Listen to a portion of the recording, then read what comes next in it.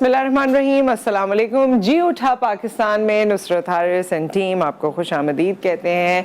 और हमेशा की तरह न सिर्फ हमारी उम्मीद है, हमारी दुआ है कि हम सबको अल्लाह ताला अपने हिफ्ज़ व अमान में रखे, खुश रखे और हमारे वतन पाकिस्तान को तरक्की अता फरमाए। और ये तो अब इस वक्त की अशद ज़रूरत लगती है।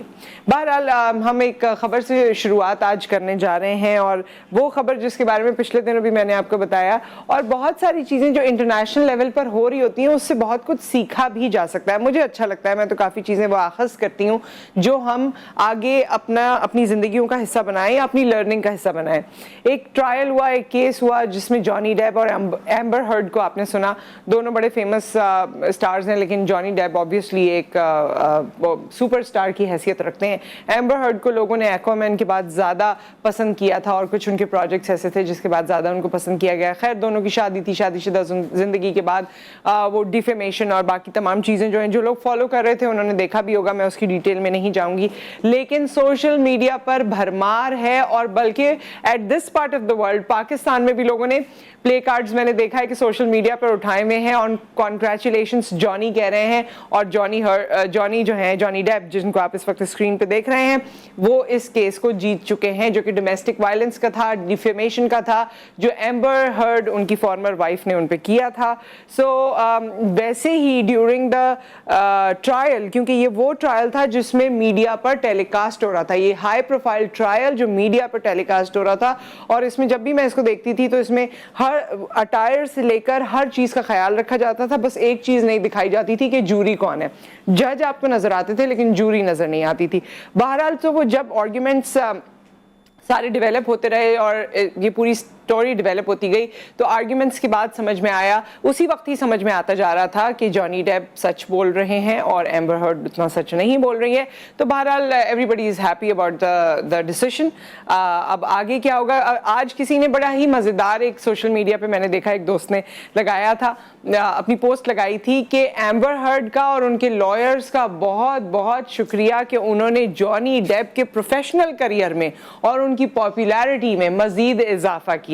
तो कभी कभी ये ब्लेसिंग इन डिस्गाइज भी हो जाती है। हम समझते हैं कि हम लोगों को डेंट कर देंगे, हम उनको परेशान कर देंगे, हम उनके साथ गलत कर देंगे, लेकिन होता तो वही है जो कायनात का खालिक चाहता है। और चाहे वो हमारे साथ हो या किसी के भी साथ हो, करना तो ऊपर वाले नहीं है, और जब वो कर देता है तो जाहिर है जब अल्लाह ताला की जो मर्जी है और जो हकीकत है, जो इंसाफ है, आखिर में वही होता है। खैर, ये तो एक चीज़ हुई और खुशाइन खबर थी, और बड़ा सोशल मीडिया इस पे आवाज़ उठा रहा था, बड़ी बातें लोग कर रहे थे, तो मैंने सोचा कि हम आपके साथ ये भी शेयर करते हैं। लेकिन इसके साथ साथ जी, अफसोसनाक जब खबरें आती हैं तो उसमें अफसोसनाक खबरें भी होती हैं, और आज जो अफसोसनाक खबर हम आपसे शेयर कर रहे हैं, बल्कि कल दोपहर में जब मैं घर की तरफ जा रही थी तो मुझे पता चला था कि जी यहाँ पर एक सुपर स्टोर है चेज़ के नाम से, और वहाँ पर आग लग गई है, और उसकी डिफरेंट ब्रांचेस हैं। सो उसकी एक स्टोर पे वहाँ पर आग लग गई। क्यों आग लगी, क्या हुआ, जानी नुकसान भी हुआ, बाद में आपने उसको देखा होगा कि टेलीविज़न पर उसकी कवरेज भी होती रही। सो बड़ा ही अफसोसनाक ये वाक़या हुआ, और इस हवाले से हमारे रिपोर्टर हमारे साथ मौजूद है, गालिबन उनसे हम बात करेंगे। बजीउद्दीन हमारे साथ हैं। अस्सलाम वालेकुम जी। बजीउद्दीन, आपको मेरी आवाज़ आ रही है? जी, मुझे आपकी आवाज़ आ रही है। जी, अस्सलाम वालेकुम। ज़रा हमें इस वाक़े के हवाले से बताइए जो कि ये डिपार्टमेंटल स्टोर में पेश आया, कैसे ये आग लगी, जानी नुकसान कितना हुआ है, माली नुकसान तो अपनी जगह हुआ ही है। बिल्कुल, गुज़िश्ता रोज़ तकरीबन बताया जा रहा है कि 11 बजे के वक्त था जिस टाइम ये आग लगी, और तकरीबन जो है हम देखते हैं कि 16 घंटे से ज़ायद का वक्त गुजर चुका है, लेकिन आग पर जो है मुकम्मल तौर पर जो है काबू नहीं पाया जा सका है। मजबूरी तौर पर जो है शहर भर की यहाँ पे फायर ब्रिगेड की जो गाड़ियाँ वो यहाँ पे मौजूद हैं। अब तक जो है हम देखते हैं कि जो फायर ब्रिगेड काम से हमारी बात, उनका कहना है कि अब तक नहीं पाया जा सका है काबू। बिल्कुल, अब तक जो है काबू नहीं पाया जा सका। मनाजिर अगर दिखाएं तो आप देखेंगे कि पूरी जो है आगे से कुछ भी जो है दिख नहीं रहा, धुआं इतना ज्यादा शदीद है कि यहाँ पे जो लोग खड़े हुए हैं उनको भी जो है काफी ज्यादा मुश्किलात का सामना करना पड़ रहा है। ये जो करीबी इमारतें हैं इसको भी जो बताया जा रहा है कि खाली करने का जो है जो असिस्टेंट कमिश्नर उसकी जानिब से कहा गया है कि SSPs को जो कि शराब की इमारतों को भी जो है खाली करवा लिया जाए, जबकि आज जो है बताया जा रहा है कि SBC की टीम जो यहाँ पे आएगी और इस इमारत को देखेगी, उसके बाद जो इसको क्लियर करा दिया जाएगा। आग लगी कैसे? अभी तक ये पता चला है कि ये आग लगी कैसे थी? अब तक जो है इसका तयन नहीं किया जा सका है। इब्तदाई तौर पर सिर्फ यही बताया गया है कि आग जो है शॉर्ट सर्किट के बायस जो है इसके जो बेसमेंट अच्छा, और अंदर लोग मौजूद थे उस वक्त, जानी नुकसान के हवाले से क्या खबरें हैं? बिल्कुल, जिस टाइम ये आग हुई उस टाइम जो है ये स्टोर खुला हुआ था और इतनी बड़ी तादाद यकीनन तौर पर सुबह के औकात में यहाँ पे नहीं थी, लेकिन हमने देखा कि एक लड़का जो है इसमें जहांबाज भी हो चुका, जबकि 1 से 2 लोग बताए जाते हैं कि वो जो है इस धुएं की वजह से जो बेहोश हुए थे, जिनकी हालत जो है गैर बताई जा रही है। बताया जा रहा है कि जो लड़का जहांबाग हुआ है वो इंटरव्यू के लिए यहाँ पे आया हुआ था अपनी नौकरी के लिए, लेकिन वो इस दर्द में आकर जो है अपनी जान की बाजी हार चुका है। अगर बात की जाए कि फायर ब्रिगेड के हमले की, लेकिन हम देखते हैं कि फायर ब्रिगेड हुकाम की जानिब से कोई भी जो अब तक ऐसे इकदाम नहीं किए गए कि आग पर जो है जल्द से जल्द जो है काबू पाया जा सके। अलबत्ता ये बताया गया है कि जो इमारत के अतराफ और स्टोर जो डिपार्टमेंट। अच्छा, इसमें वजीउद्दीन ये भी बताएगा, जैसे आपने कहा कि फायर ब्रिगेड मौजूद है, तो फिर क्या ऐसा मसला है, उनके पास कौन सी ऐसा आला नहीं है जिसकी वजह से आग पे काबू नहीं पाया जा रहा? क्या मसला क्या है जिसकी वजह से अब तक आग उसी तरह भड़क रही है? अब ये बताया गया कि नीचे जो बेसमेंट वाला फ्लोर है इसमें जो है कुकिंग ऑयल जो है अब ये बताया गया कि नीचे जो बेसमेंट फ्लोर वाला फ्लोर है इसमें जो है कुकिंग ऑयल जो है काफ़ी तादाद में जो है रखा हुआ था, जिसके बाद जो आग को जो है नहीं काबू पाया जा सका। यकीन तौर पे आग पे जो है फोम का भी इस्तेमाल किया गया, लेकिन उसके बावजूद हम देखते हैं कि आग जो है मुसलसल जो है लगी हुई है। अभी भी हम जब वहाँ पे मौजूद थे स्टोर के पास, तो हमने देखा कि आग का जो कुछ हिस्सा है उसकी जो शुआएं वो जो है बाहर तक आ रही थी। तो हम देखते हैं कि एक जानिब से जो है आग को बुझाया जाता है तो वो दूसरी जानिब से फायर ब्रिगेड के हमले से बात हुई है, आपने उनसे जगह बताए जा रहे हैं कि दीवारें जो तोड़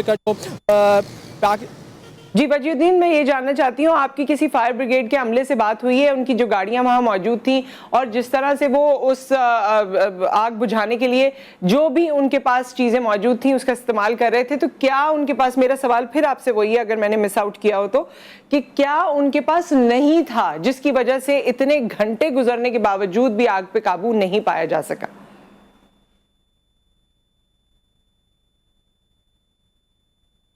यकीनन तौर पर सबसे बड़ा ये सवाल ये कि फायर ब्रिगेड के पास हम देखते हैं कि जो इनके पास गाड़ियाँ होती है उसमें पहली गाड़ी में तो यकीनन तौर पर फॉर्म का जो इस्तेमाल शुदा केमिकल है वो मौजूद होता है, लेकिन उसके बाद हम देखते हैं कि वाटर टैंकर की जानिब से जो है इस आग पर जो है काबू पाने की कोशिश की जाती है। इस तरह की आग पर जो है अमूमन तौर पर जो है फॉर्म का जो है ज़्यादा से इस्तेमाल किया जाता है, लेकिन हम देखते हैं कि इस पर वो जो है इस्तेमाल नहीं किया गया है मुमकिन तौर पर। बताया जा रहा है कि फॉर्म का इस्तेमाल ना करने की वजह से जो आग पर अब तक जो है काबू नहीं पाया जा सका। यकीनन तौर पर फायर ब्रिगेड का जो अमला है वो काम ज़रूर कर रहा है, लेकिन हम देखते हैं उसके बावजूद भी जो है उनकी यहाँ पे हमें नाअहली भी जो है नज़र आती है, क्योंकि इतनी ज़्यादा जो है यहाँ पे उनकी गाड़ियाँ तकरीबन बताया जा रहा है कि 16 के करीब से 17 के करीब जो यहाँ पे उनकी गाड़ियाँ जो है फायर ब्रिगेड की काम कर रही हैं रात से, लेकिन उसके बावजूद आग पर काबू नहीं पाया गया। अभी भी अगर सूरत हाल बताऊँ तो फायर ब्रिगेड की हम सिर्फ देखते हैं कि 4 से 5 गाड़ियाँ जो है यहाँ पे काम कर रही हैं और पाकिस्तान नेवी की भी जो है कुछ गाड़ियाँ यहाँ पे काम करती हुई हमें दिखाई दे रही हैं, लेकिन अब तक जो है आग पर मुकम्मल तौर पर काबू नहीं पाया जा सका है। बताया जा रहा है कि आग पर जो काबू पाने में कुछ मजीद भी जो है घंटे दरकार हो सकते हैं। अब ये कितने घंटे लगते हैं ये जो अब तक कुछ भी कहना जो हतमी तौर पर